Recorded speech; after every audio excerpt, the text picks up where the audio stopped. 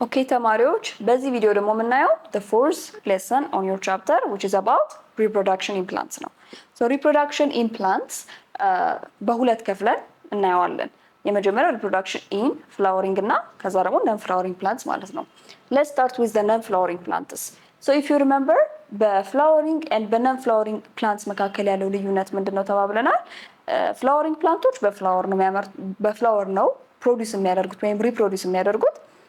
non-flowering plants ግን they have this special structure known as the cones ያንን በመጠቀም ነው ሪፕሮዲዩስ የሚያደርገው። ስለዚህ non-flowering plants ላይ most of the time reproductionናቸው asexual ይሆናል። asexual reproduction if you remember we do not need two sex cells ወይም two gametes we just need one parent ከዛ parent similar ወይም identical የሆነ offspring ፕሮዲዩስ ማድረግ እንችላለን። ስለዚህ ሜል እና ፊሜል ኮንስ አንድ ላይ የሚመጡ ከሆነ ሴክሹዋል ይሆናል። ነገር ግን just from one cone ሜል ወይም ፊሜል ከነበረው ኮን ደግሞ ሌላ ኦፍስፕሪንግ ማምረት እንችላለን ማለት ነው። or the same time ደግሞ የነዛ ሜል ኤንድ ፊሜል ኮኖች at the same plant ልናገኛቸው እንችላለን። most of the time ፕላንቶች ሪፕሮዲዩስ የሚያደርጉበት ፕሮሰስ ምን እንደሚባለው ፖሊኔሽን ነው። ይሄ ፖሊኔሽን የሚባለው ፕሮሰስ ደግሞ it could be on the last lesson of this lesson እናየዋለን። ሁለት አይነት ሊሆን ይችላል፣ ሰልፍ ሊሆን ይችላል፣ ክሮስ ሊሆን ይችላል። እነዚህ ፕላንቶች they need cross pollination with the help of wind as their agent ማለት ነው። so after wind pollination fertilization ይኖራቸዋል። ከሲዳቸው በኮን ውስጥ ነው የሚያስቀምጡት። ያ ኮን ዲስፐርስድ ሲሆን ወይም ደግሞ ከፓረንት ፕላንቱ ወጥቶ በራሱ ወደ መሬት ሲዘራ ከዛ በኋላ ደግሞ ያለው ፕሮሰስ ሲድ ጀርሚኔሽን ከዛ ደግሞ ማደግ ወይም ደግሞ growing into a full plant ይሆናል ማለት ነው። so this is actually the reproductive cycle of a non-flowering plant.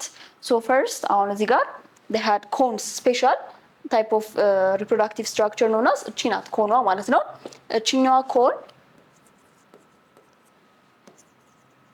እቺኛዋ ኮን ምን ታረጋለች ማለት ነው? ድሮፕ ታረጋለች። ኮኗ ድሮፕ ስታረግ በውስጧ ምን አለ? ሲድ አለ። ይሄ ሲድ ድሮፕ ካደረገ በኋላ መሬት ላይ ነው የሚያርፈው or any structure ላይ ሊያርፍ ይችላል። ከዛ ምን the period of seed dormancy የሚባል ማለት ምቹ የሆነ ጊዜ እስኪጠብቅ ድረስ ሲዱ ዝም ብሎ ህይወትን ይዞ ይቀመጣል። after a while ግን ምቹ የሆነ ኢንቫይሮንመንቶች ሲፈጠሩለት ያ ሲድ ወደ ኒው ፕላንት ይለወጣል ማለት ነው። ስለዚህ አሁን እዚህ ጋር ሲዱ ወደ መሬት ወደቀ at the third step ማለት ነው። ከዛም አሁን እዚህ ጋር ሲዱ ጀርሚኔት ማድረግ ጀምሯል ወይም ደግሞ ማደግ ጀምሯል to a new plant በአጠቃላይ full grown የሆነ or full blown የሆነ non flowering plant produce ማድረግ ችሏል ማለት ነው። so the other one is reproductive flowering plants. so as we have said again and again በማን ነው የሚያመርቱት? በፍላወሮቻቸው their common name known as the angiosperm ማለት ነው።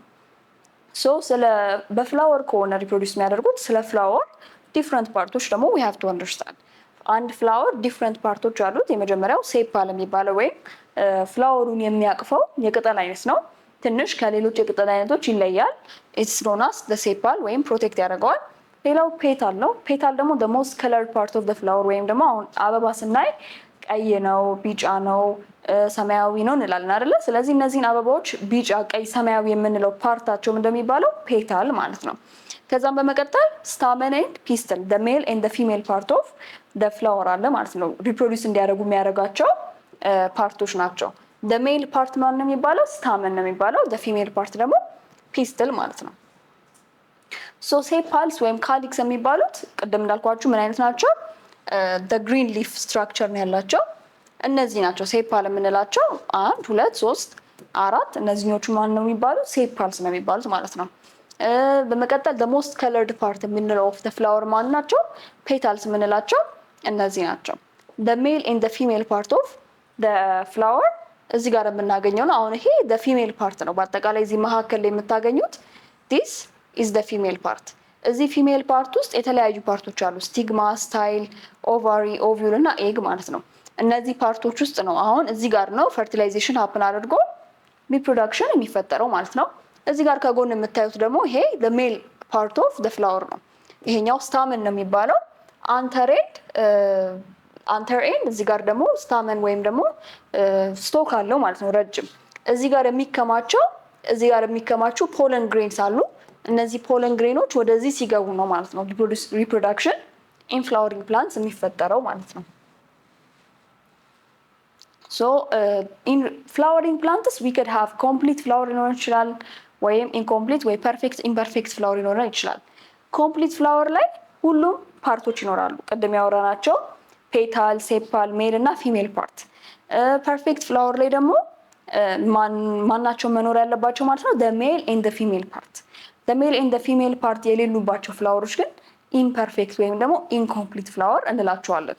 እንደነሱ አይነት ፍላወሮች ላይ ፖሊኔሽን ለማካሄድ they would need cross pollination ወይም other ኤጀንቶች ያስፈልጓቸዋል ማለት ነው። So the third lesson in this reproduction is how do this ፍላወሪንግ መሆኑ ነን ፍላወሪንግ ሪፕሮዳክሽን ስቴጃቸው ወይም ፌዛቸው እንደሚባለው ፖሊኔሽን ነው።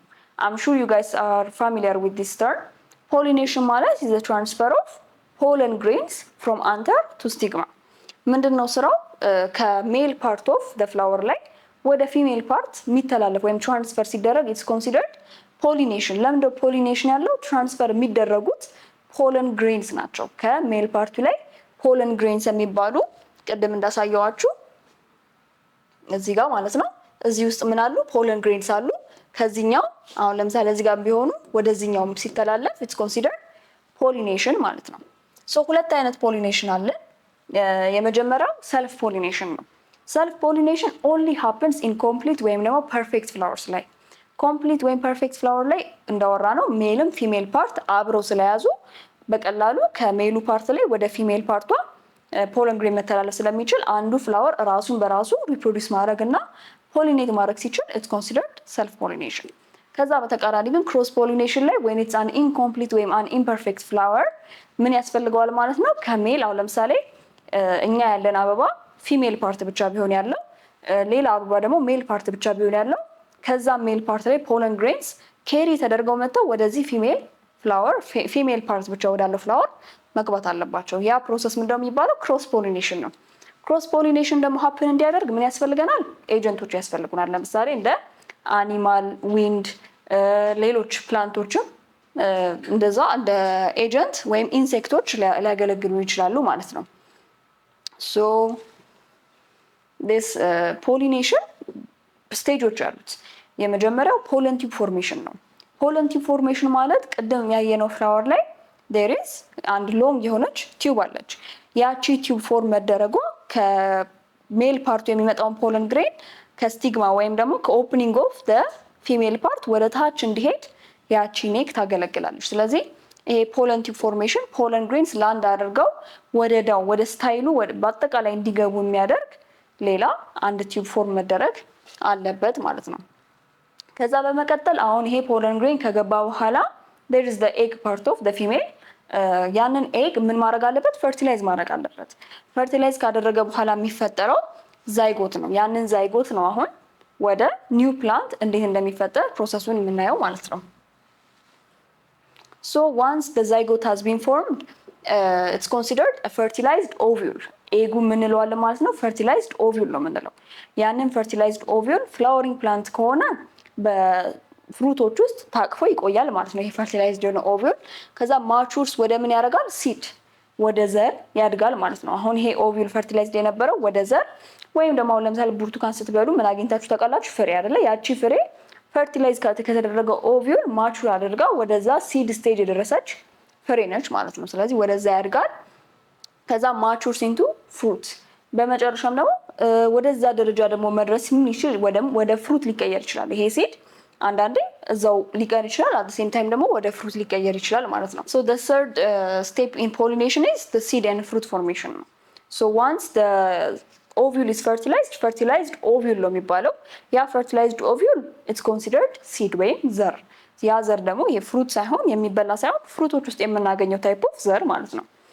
ነገር ግን ኦቫሪ ወይም ደግሞ በአጠቃላይ ኤጉን የሚያመርተው ያ ፓርት ማቹር ካደረገ ወደ ፍሩትነት ነው የሚቀየረው።